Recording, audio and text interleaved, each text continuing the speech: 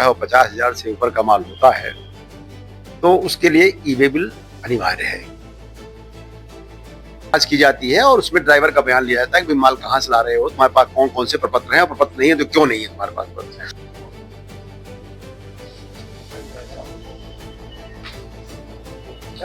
Physical verification जो है ये उसका पूरा शब्द है और फिजिकल वेरिफिकेशन का शॉर्ट है पीवी। बिना टैक्स इनवाइस या इनवाइस के माल का परिवहन ना करें।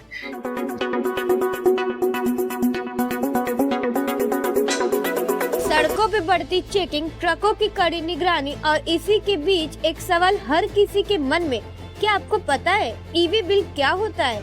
नई दरों की चर्चा हो या परिवहन से जुड़ी सख्ती, व्यापार और ट्रांसपोर्ट से जुड़े लोग इन दिनों कई सवालों से घिरे हैं। क्या बदलाए क्या नहीं और किन चीजों को लेकर इतनी सख्ती बढ़ती जा रही है? ई-वे बिल को लेकर भी लोगों में असमंजस बना हुआ है। आखिर इसकी जरूरत कब पड़ती और इसमें क्या नियम लागू होते? इन्हीं सवालों के बीच राजकर विभाग सक्रिय नजर आ रहा है, जहां जानकारी तो दी जा रही है लेकिन जिज्ञासा अभी भी बनी हुई है।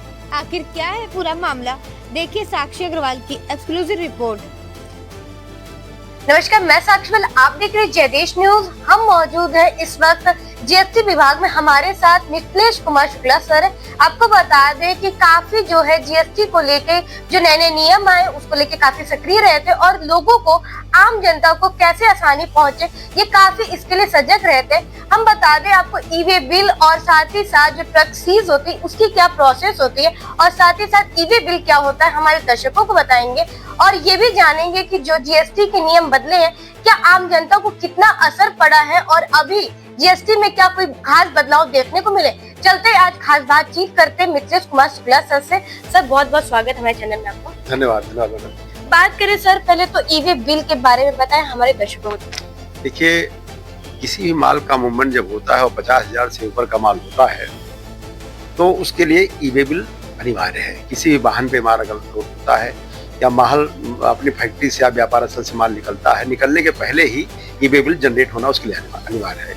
वो हमारे वेब पोर्टल से, इलेक्ट्रॉनिक जो पोर्टल है उससे जो है वो ई-वे बिल का भी पोर्टल बनाया गया है, उससे वो व्यापारी जनरेट कर देते हैं और उसमें जो है बिल नंबर, उसमें डेट, बिल जारी करने की डेट, उसमें माल क्या है, वस्तु का नाम, उसमें वस्तु का मूल्य क्या है, उस पर कितना टैक्स बन रहा है, प्राप्त करने वाला कौन है, बेचने वाला कौन है, मतलब ये सारे उसमें डेटा उसमें भरे जाते हैं।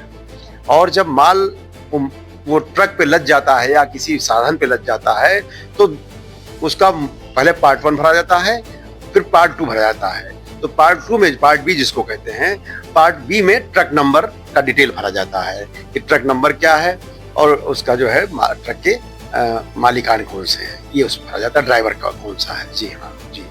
बात करें, साथ ही साथ देखा जाता है कि जो ट्रक का जो सीज होता है उसका क्या प्रोसेस होता है, जीएसटी विभाग क्या क्या उस पर कार्रवाई करती है? देखिए, अगर कोई भी ट्रक या व्हीकल जिससे माल जा रहा हो उसमें मान लीजिए ई-वे बिल नहीं है या उसमें कोई प्रपत्र नहीं है या वो ई-वे बिल का दुरुपयोग कर रहा है, दोबारा ई-वे बिल का उपयोग कर रहा है वो, तो ऐसी स्थिति में उसको, गाड़ी को रोक देते हैं और गाड़ी को डिटेन कर देते हैं। डिटेन में हमारे यहाँ मूव 1 बनता है। सबसे पहले गाड़ी रोकी, जांच की जाती है और उसमें ड्राइवर का बयान लिया जाता है कि माल कहाँ से ला रहे हो, तुम्हारे पास कौन कौन से प्रपत्र हैं और प्रपत्र नहीं है तो क्यों नहीं है तुम्हारे पास प्रपत्र। उसके बाद जो है, जब हमारे अधिकारी को पता चल जाता है कि इसमें प्रपत्र नहीं है, प्रॉपर प्रपत्र नहीं है, तो वो वाहन को जांच हेतु रोक देता है, उसको मूव 2 कहते हैं।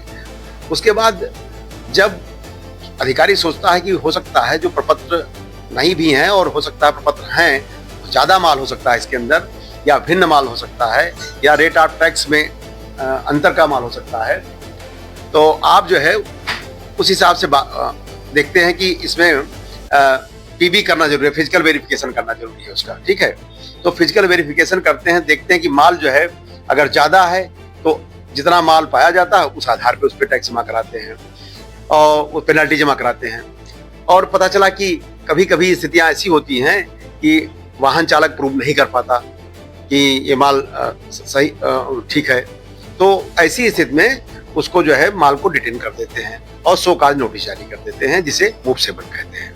और उसमें लिखा होता है कि कितने रुपए का माल है, उस पर कितने रुपए आपको जमा करना है। मूव सेवन में पूरी तरह से लिखा होता है। तो उसी हिसाब से इलेक्ट्रॉनिकली जो है व्यापारी जहां भी बैठा हुआ है वहां से उस धनराशि को जमा कर सकता है। उसको ऑफिस आने की कोई आवश्यकता नहीं है।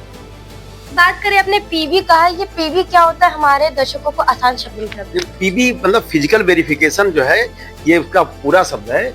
और फिजिकल वेरिफिकेशन का शॉर्ट है पीबी। मतलब वाहन में क्या क्या गुड्स भरा हुआ है, इसको एक चेक किया जाता है कि वास्तव में क्या है। मान लीजिए कोई ट्रक है, उसमें रेडीमेड गारमेंट जा रहा है, 100 नग घोषित है। अब गिना गया तो उसमें 150 नग पाया गया या 110 नग पाया गया।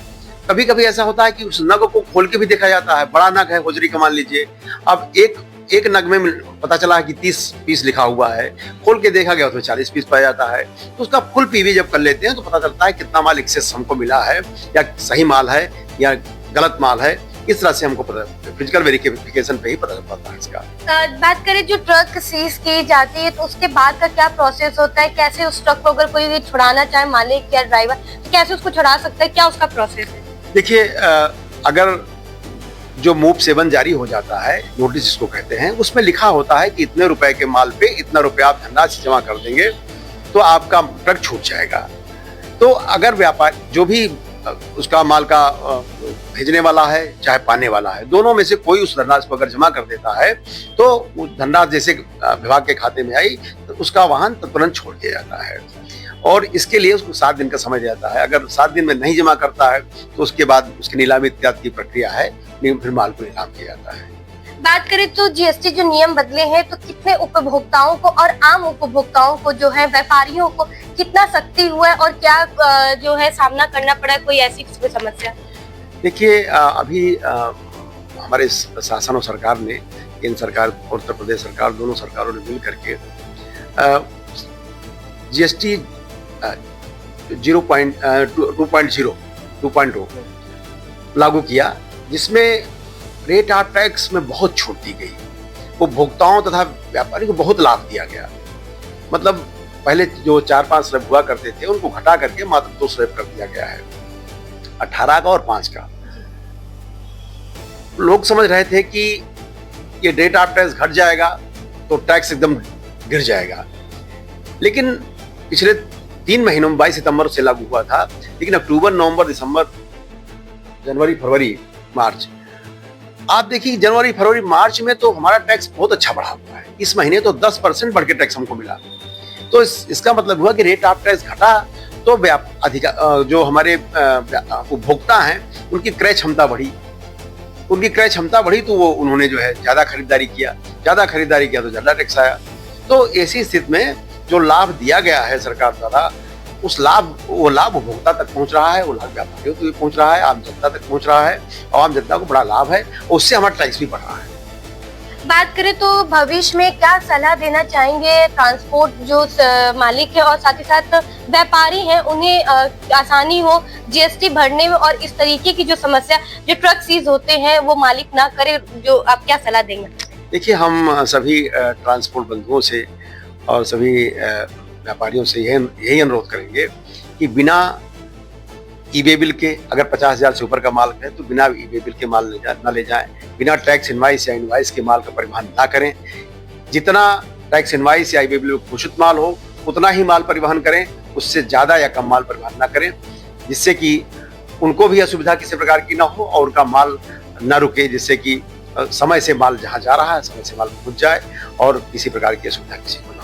बहुत बहुत, जैसा कि आपने सुना कि सर ने बताया कि ई-वे बिल के बारे में बताया कि जो 50,000 के ऊपर माल होते हैं उसके ऊपर ई-वे बिल लगता है, और साथ ही साथ ट्रक सीज का प्रोसेस पूरा बताया कि कैसे क्या होता है। अगर ट्रक सीज होते हैं तो जीएसटी विभाग क्या क्या उस पर कार्रवाई करता है, और साथ ही साथ अगर सीज होने के बाद की प्रोसेस भी बताया कि 7 दिन के बाद जो उन्हें मूव 7, जैसे सर ने बताया कि मूव 7 का जो है नोटिस जाता है, और 7 दिन के बाद वो अपनी जो भी प्रोसेस होती है उसको पूरा करते हैं। साथ ही साथ इन्होंने बताया कि जो जीएसटी 22 सितंबर से जो लागू हुआ था 2.0, उसके बाद से जो है लोगों का, व्यापारियों के साथ साथ आम उपभोक्ता काफी जो है सपोर्ट करे, और जीएसटी विभाग लगातार लोगों को सचेत और एक सलाह हमेशा देता रहा है। ऐसे ही दिलचस्प खबरों से आपको रूबरू कराते रहेंगे। आप बने रहे जयदेश न्यूज के साथ।